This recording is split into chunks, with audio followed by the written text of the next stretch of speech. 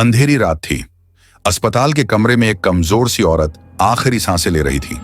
उसके चेहरे पर पीली जर्दी छाई हुई थी और आंखों में एक अधूरा सपना ठहरा हुआ था। वह मां बनने वाली थी, मगर किस्मत को कुछ और ही मंजूर था। नर्स दौड़ती हुई आई। हाथ में एक नन्ही सी बच्ची थी जो जोर जोर से रो रही थी। बधाई हो, बेटी हुई है, नर्स ने धीमे स्वर में कहा। लेकिन वह औरत जो मां बन चुकी थी अब खामोश थी। उसके होंठ हिले, आंखों से एक आखिरी आंसू गिरा और फिर वह हमेशा के लिए शांत हो गई। दूसरी ओर दरवाजे पर खड़ा शख्स सादिक दीवार से टेक लगाए खड़ा था। उसकी आंखों में खुशी की जगह डर और गुस्सा था, जैसे उसे बेटी की नहीं किसी सज्जा की खबर मिली हो। नर्स ने बच्ची को उसकी बाहों में दिया। ये आपकी बेटी है, मां ने आखिरी सांस में बस यही कहा था, इसे संभाल लेना। सादिक ने बच्ची को सीने से लगाया, मगर उसका दिल बोझ से भरा हुआ था। आंखों से आंसू बह निकले, मगर होठों पर प्यार का एक शब्द भी ना आया। क्या करूं इसके साथ? ना मैं इसे पाल सकता हूं, ना संभाल सकता हूं। मजदूरी करूं या इसे गोद में उठाए फिरूं? अस्पताल के बाहर सादिक के रिश्तेदारों ने उसे दिलासा दिया। बीवी की तदफीन हो गई। सादिक ने बच्ची का नाम आरजू रखा, मगर कभी उसे प्यार से नहीं पुकारा। उसने बच्ची को अपनी बहन रजिया के हवाले करते हुए कहा, ये यतीम है, तुम ही इसका ख्याल रखो। रजिया ने नफरत से मुंह फेर लिया। ये मनहूस बच्ची है, मां को खा गई, अब न जाने और कितनी मुसीबतें लाएगी, इसे मुझसे दूर रखो। सादिक की आंखों में आंसू थे, मगर जुबान पर कोई जवाब नहीं आया। बच्ची को गोद में लिए वह चुपचाप लौट गया। कुछ दिनों बाद सादिक ने आरजू को अपनी सास के पास छोड़ दिया। खुद तन्हा रहने लगा। दिन भर मेडिकल स्टोर पर काम करता और शाम को खाली घर में तन्हाई उसे अंदर ही अंदर खा जाती। हर रात बिस्तर पर लेटे हुए वह बस एक ही सोचता, अगर ये बच्ची ना होती तो मेरी बीवी आज जिंदा होती। ये मनहूस है। यही सोच उसे धीरे धीरे नशे की तरफ ले गई। पहले थोड़ा पीता, फिर पूरी तरह शराब और नशे का आदी हो गया। काम छोड़ दिया, दिन रात चारपाई पर बेसुध पड़ा रहता। इधर आरजू नानी की गोद में पलती रही। वो मासूम थी, बेखबर कि उसका बाप उसे अपने दुखों की जड़ समझता है। वक्त बीतता गया। आरजू 13 साल की हो गई तो नानी भी दुनिया से रुखसत हो गई। अब आरजू बिल्कुल अकेली रह गई। मजबूरी में उसे अपने बाप के पास लौटना पड़ा। ये 13 साल की दूरी एक पल में खत्म नहीं हुई। सादिक ने कभी बाप जैसा बर्ताव नहीं किया। वो अब भी हर वक्त नशे में रहता, ना काम पर जाता, ना घर का ख्याल रखता। एक दिन आरजू की तबीयत खराब हो गई। तेज बुखार, बदन में दर्द, आंखों में जलन। वो कांपती हुई बाप के पास आई। बाबा, मुझे बहुत तेज बुखार है, मेरी तबीयत बहुत खराब है, वो हाँफती हुई बोली। सादिक ने नशे में धुत आंखों से बेटी को देखा। कुछ पल खामोश रहा, फिर उठा और मेडिकल स्टोर की ओर चल पड़ा। वहां से एक इंजेक्शन खरीदा और लौट आया। आरजू बिस्तर पर लेटी हुई थी। उसका जिस्म बुखार से तप रहा था। सादिक ने बिना कुछ कहे इंजेक्शन निकाला और आरजू के बाजू में लगा दिया। इंजेक्शन लगते ही आरजू बेहोश हो गई। जिस्म ढीला पड़ गया, सांसें धीमी हो गईं। सादिक उसे देखता रहा, फिर धीरे धीरे मुस्कुराने लगा। फिर एक जोरदार हंसी फूट पड़ी। वो कोने में जाकर जोर जोर से हंसने लगा। उसके हाथ में वही शीशी थी, अजीब सा इंजेक्शन, जिस पर वो नजरें गाड़े हंसता रहा। कामयाबी, ये सब बेकार नहीं गया, वो बड़बड़ाया। उसी पल एक खतरनाक खेल की नींव रख दी गई थी। सादिक अब हर कुछ दिन बाद यही करता। पहले आरजू को बुखार चढ़ाने वाली दवा देता, फिर उसे वही खास इंजेक्शन लगाता। हर बार कहता, फिक्र मत करो बेटी, तुम जल्दी ठीक हो जाओगी। लेकिन आरजू ठीक नहीं होती। उसके जिस्म में अजीबोगरीब बदलाव आने लगे। एक दिन सादिक ने कहा, आज एक खास मेहमान आ रहा है, अच्छा खाना तैयार करना। आरजू ने सर झुका लिया। किचन में चली गई। रात हुई, दरवाजे पर दस्तक हुई। सादिक ने दरवाजा खोला। बाहर एक मर्द खड़ा था, 50 के करीब उम्र, चालाक आंखें, बदन पर महंगे कपड़े। आओ जौहिद भाई, आ जाओ, सादिक ने गर्मजोशी से कहा। कुछ ही देर बाद आरजू खाने की ट्रे लेकर कमरे में दाखिल हुई। जैसे ही जौहिद ने उसे देखा, उसकी आंखें चौड़ी हो गईं। वो कुछ पल सन्न खड़ा रहा। आरजू को गौर से देखने लगा, जैसे उसे निगल जाना चाहता हो। सादिक सब कुछ समझ रहा था। ये मेरी बेटी आरजू है, सादिक ने कहा, जैसे कोई बेशकीमती चीज पेश कर रहा हो। जौहिद ने हैरानी से पूछा, ये तो वही बच्ची है ना, लेकिन ये इतनी बड़ी कैसे हो गई? सादिक ने मुस्कुराकर कहा, वक्त से पहले कुछ लोग बहुत कुछ हासिल कर लेते हैं। वो रात बहुत लंबी थी और ये कहानी अभी तो बस शुरू हुई है। बाहर ठंडी हवाएं चल रही थीं और घर के अंदर एक और ठंडक फैल चुकी थी, इंसानियत के मर जाने की ठंडक। जोहेद की निगाहें अब भी आरजू पर टिकी हुई थीं। वह खाने में कम, किसी और चीज में ज्यादा दिलचस्पी ले रहा था। सादिक यह सब देखकर अंदर ही अंदर संतोष का अनुभव कर रहा था। उसकी आंखों में पैसों की चमक थी। आज रात मैं यहीं रुकूंगा, जोहेद ने अचानक कहा। सादिक के चेहरे पर एक पल को झुंझलाहट आई, लेकिन फिर अपने जज्बात छुपाते हुए मुस्कुराया। आज रात मुझे एक जरूरी काम से बाहर जाना है। मेरी बेटी अकेली होगी, इसलिए यह सही नहीं होगा। जोहेद कुछ कहना चाहता था, मगर सादिक ने बात बदल दी।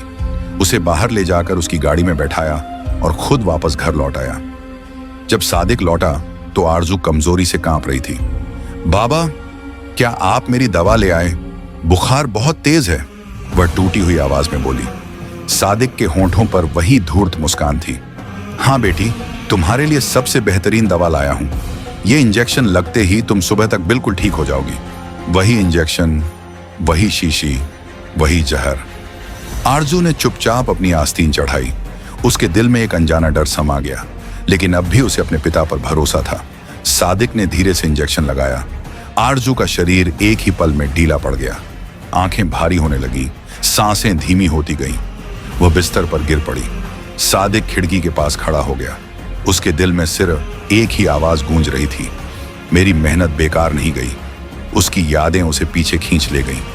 जब वह फार्मेसी पर काम करता था, तब एक दिन एक पुरानी किताब उसके हाथ लगी थी, जिसमें इंसानी शरीर में बदलाव लाने वाले विशेष रसायनों और इंजेक्शनों का जिक्र था। उसने चोरी छिपे वही इंजेक्शन हासिल किए थे और 2 सालों से वही जहर वह अपनी बेटी को धीरे धीरे दे रहा था। आज वही बच्ची, जो कभी एक नन्ही कली थी, अब एक खिला हुआ गुलाब बन चुकी थी। अगली सुबह जब आरजू की आंख खुली तो वह दर्द और कमजोरी से करा उठी, लेकिन यह अब उसका रोज का हिस्सा बन चुका था। दरवाजे पर खाला बिल्किस की आवाज आई। बेटी, जरा थोड़ी सी चीनी दे दे, हमारा राशन खत्म हो गया है। आरजू चुपचाप चीनी ले आई। खाला उसे ध्यान से देख रही थी। अरे आरजू, तू तो दिन ब दिन और भी खूबसूरत होती जा रही है। तेरी हमउम्र मलिहा तो अब भी बच्ची लगती है, और तू जैसे एक जवान औरत। आरजू के भीतर एक हलचल सी मच गई। वह खुद भी कुछ दिनों से यही सोच रही थी, ये सब क्यों हो रहा है? वह अपनी उम्र से बड़ी क्यों लगने लगी है? क्या खा रही है वह? कौन सी दवाएं उसे दी जा रही हैं? वह रसोई में गई। हर चीज खत्म हो चुकी थी, राशन, चीनी, चावल, सब। उसने सादिक को जगाया। अब्बा, खाने को कुछ नहीं है, पैसे भी नहीं हैं, आप कोई काम क्यों नहीं करते? सादिक नशे में डूबी आंखों से बोला, मुझसे मजदूरी नहीं होती अब मैं कारोबार करूंगा, बड़ा खेल खेलूंगा। वह चादर ओढ़कर निकल गया। वह कारोबार जुआ था। रमजान के घर सारे जुआरी जमा थे। सादिक ने अपनी घड़ी उतारकर दांव पर लगा दी, लेकिन किस्मत ने साथ नहीं दिया। वह बुरी तरह हार गया। सामने बैठा शमशेर खान जोर से हंसा। अब तेरे पास क्या बचा? तेरी बेटी? सादिक ने चुपचाप सिर हिला दिया। शमशेर की आंखों में हवस की चमक आ गई। वह नशे में झूमता हुआ सादिक के घर पहुंचा। दरवाजा पहले से खुला था।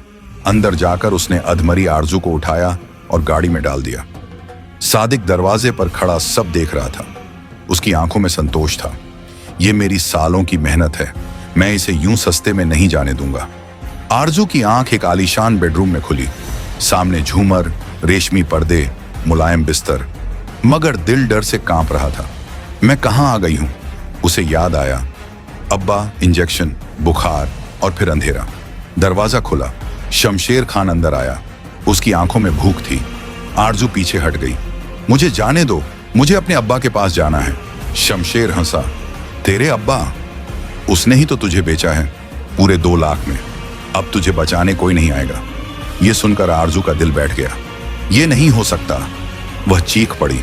अचानक दरवाजा जोर से खटका। एक नौकर आया। नीचे इमरजेंसी है, आपको तुरंत बुलाया गया है। शमशेर बाहर चला गया। आरजू अकेली रह गई। कुछ पल बाद खिड़की पर दस्तक हुई। बाहर से आवाज आई, आरजू, मैं हूं तुम्हारा अब्बा, जल्दी आओ, मैं तुम्हें लेने आया हूं। आरजू का दिल कांप गया, लेकिन अब्बा का चेहरा देखकर उसने सोचा, शायद उन्हें अपनी गलती का एहसास हो गया है? आरजू ने खिड़की से झांका तो सादिक का चेहरा नजर आया। वह घबराया हुआ लग रहा था, आंखों में उलझन, चेहरे पर पसीना और आवाज में खौफ था। आरजू, जल्दी करो, मैं तुम्हें यहां से निकालने आया हूं।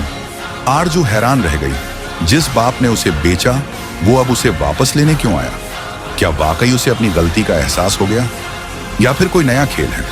मगर उस वक्त आरजू के पास कोई और रास्ता नहीं था। वह खिड़की से नीचे उतरी और सादिक के साथ भाग निकली। बाहर एक पुरानी सी गाड़ी खड़ी थी। सादिक ने जल्दी से दरवाजा खोला और आरजू को बैठाया। गाड़ी सुनसान सड़कों पर दौड़ने लगी। हम कहां जा रहे हैं अब्बा? आरजू ने कांपती आवाज में पूछा। सादिक ने गहरी सांस ली। बेटी, मुझसे गलती हो गई। उस दिन मुझे कुछ समझ नहीं आया। शमशेर ने मुझे धमकाया था, मैं डर गया था, लेकिन जैसे ही होश आया मैं तुम्हें वापस लेने चला आया।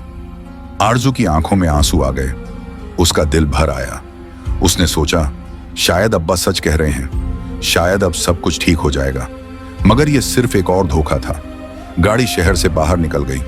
अब रास्ता सुनसान था। दाएं बाएं झाड़ियां थीं।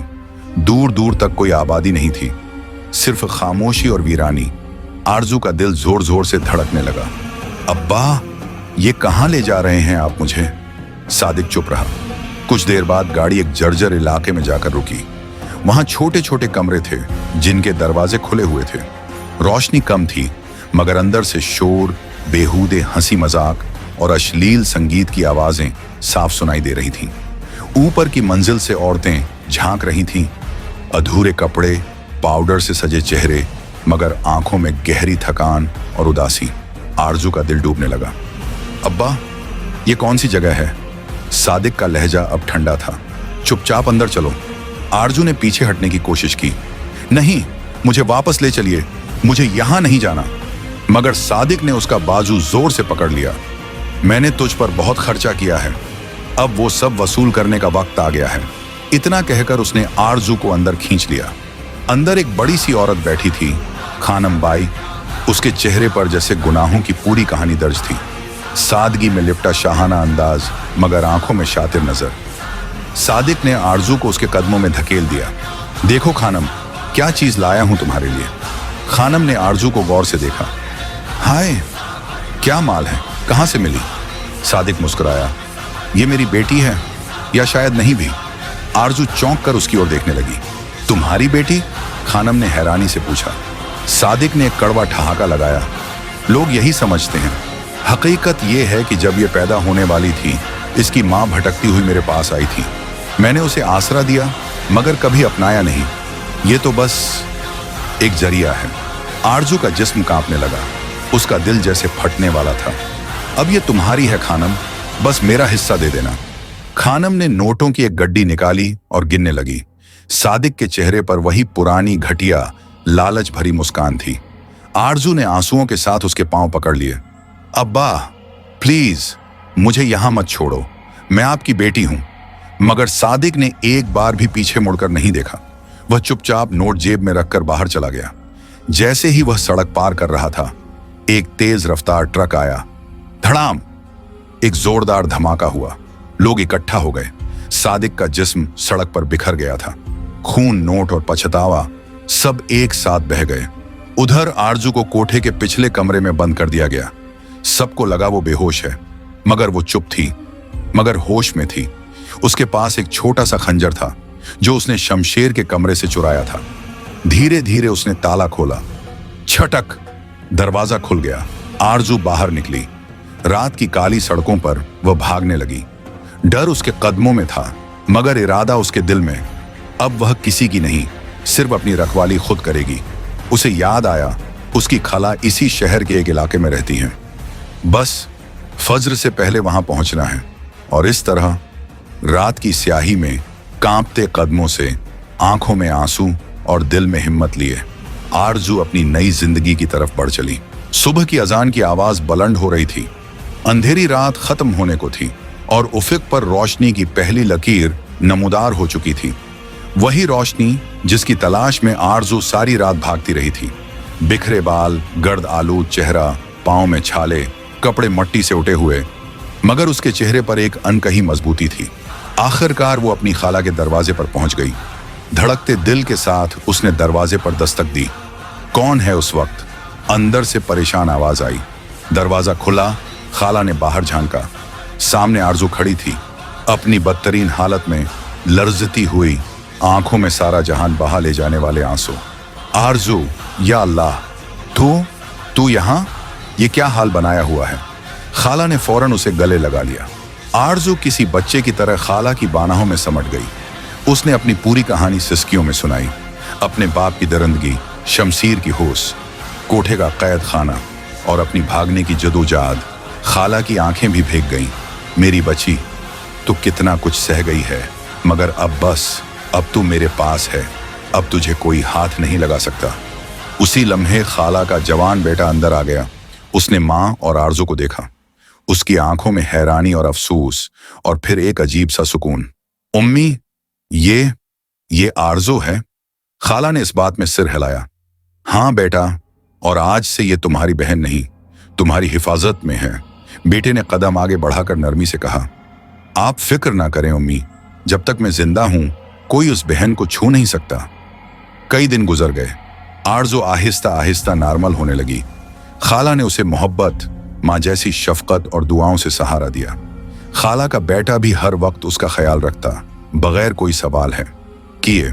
मगर एक दिन खाला के दिल में खदशा पैदा हुआ। अगर वो लोग आरजू का पीछा करते हुए यहां पहुंच गए तो? अगर किसी ने उसे देख लिया? रात के वक्त खाला ने बेटे को बुलाया। बेटा, मैं एक बात सोच रही हूं, अगर हम वाकई उसे तहफ़्फ़ुज़ देना चाहते हैं तो निकाह ही वाहिद रास्ता है। बेटे ने चौंक कर माँ की तरफ देखा, मगर उसकी आंखों में अदब था। अम्मी, अगर ये वाकई आपकी रिजा है और अगर आरजू राजी हो तो मैं इस पर कभी कोई बोझ नहीं डालूंगा। खाला ने आरजू से बात की। पहले तो वो गड़बड़ा गई, मगर खाला के अल्फाज में सच्चाई, मोहब्बत और इज्जत का लम्स था। बेटी, निकाह एक हिफाजत का किला होता है। वो लड़का तुझसे कोई सवाल नहीं करेगा, न तेरे माजी पर।